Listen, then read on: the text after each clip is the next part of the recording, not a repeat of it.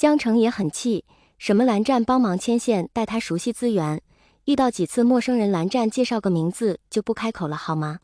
都是骗子。初入大企的新人江小成，每天都在为适应环境而努力奔波着，无暇去管和魏婴时刻黏在一起的特助，更无暇去关注热度日益攀升的 CP 超话。而魏婴的休息时间也的确越来越少，通告不断增多。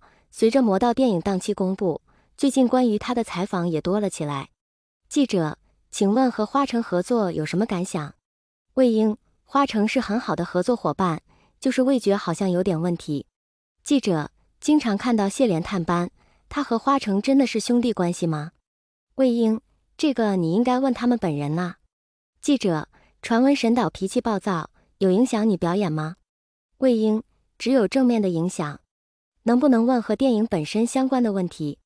记者，怎样理解蓝忘机这个角色？魏婴，完美。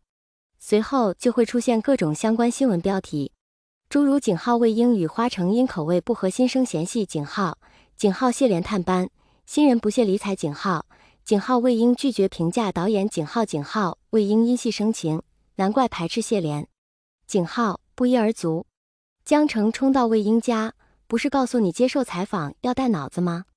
魏婴很懵逼，我没忘在家里呀。江澄举着手机，你看看这都什么？魏婴定睛一看，也傻了，这都什么跟什么？看来又是标题党。江澄缓了缓脸色，一天不跟就出事，你昨怎么回答的？魏婴说了。江澄沉吟，最近负面新闻一直在上升，压都压不住，我倒要看看是哪家对手在无脑黑。说着就要去公司。哎，我也去。两人出门，江澄脑子里想着舆论战，魏婴却满脑子想着猫，忍不住开口道：对了，江澄，找你帮个忙啊。我现在难道不是在去帮你忙的路上？哎呀，是别的事。魏婴勾住江澄肩膀，你晚上有空没？我回家之后，你约蓝总吃个饭呗。你要我约蓝总吃饭？江澄黑人问号。对呀，不是你约蓝总吃饭，不是我。魏婴解释，反正就有事，但是不方便说。总之就是你一定要亲眼见到蓝总本总，并且拍照摄像签名直播给我。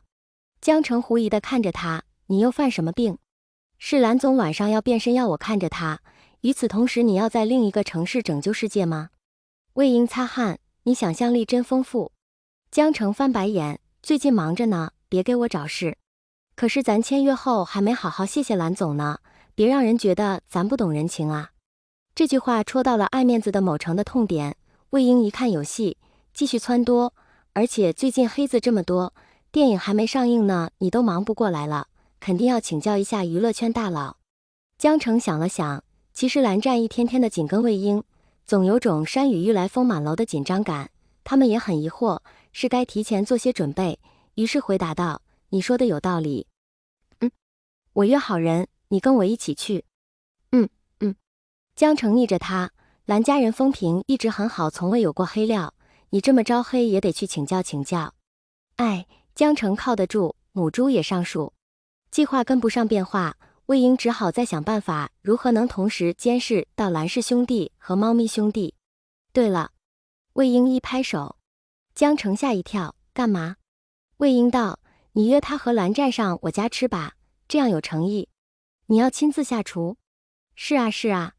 江澄想象了夏魏婴做的各色爆辣料理，不禁咽了口水。好的。汽车驶进云深小区的时候，蓝焕和蓝湛感觉到了不对劲。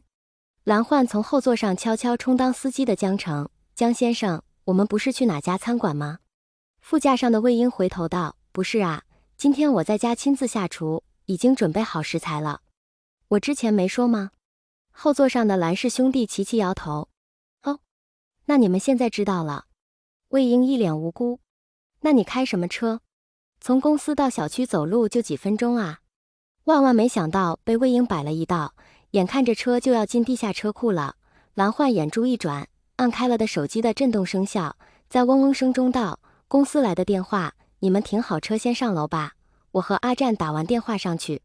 江澄在路边停下，蓝焕蓝湛迅速下车，然而一转头发现魏婴竟然也跟了下来，冲他们弯着嘴角，我等你们打完一起。笑容怎么看都不单纯。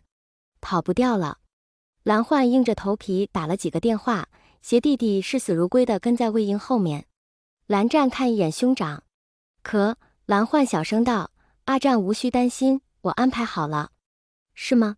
蓝湛微蹙的眉间并未放松，眼看电梯到了楼层，三人冲平日熟悉的家门走去，怎么想都是要暴露的节奏。蓝焕也很愁，弟弟怎么一副不相信的样子，对他这么没信心吗？魏婴装作没听到兄弟俩的互动，压下嘴角快抑制不住的得意，到门边掏出钥匙，咔嗒，每一声机械响都敲在三个人的心上。快请进。门一开，魏婴立刻转身，用看似邀请实则强制的手势，近乎把人直接推了进去。看你们今天还想跑？正巧江城也上来了，带他进屋。魏婴迫不及待关了门。蓝总是不是还没见过我家小可爱？魏婴朝客厅走去，我跟你们说，这个点，如果我的猫不在家，那肯定是因为今天的客人不同凡喵想魏婴话没说完就听到了猫叫，猫竟然在。蓝焕赶紧道：哇，阳台上那两只就是魏先生养的猫吗？太可爱了。蓝湛定睛一看，脑门冒汗，这能行吗？只见阳台落地窗外两个娇小的白色身影挨在一起，其中一个伸爪刷啦刷啦挠着玻璃门。魏婴大步过去把门拉开，两只小白猫钻了进来，为首一只蓬松优雅，朝屋内四人环视了一圈，大眼睛在灯光下折射着琉璃的光彩，后头一只耷拉着耳朵，过阳台的时候差点被门槛绊了一跤。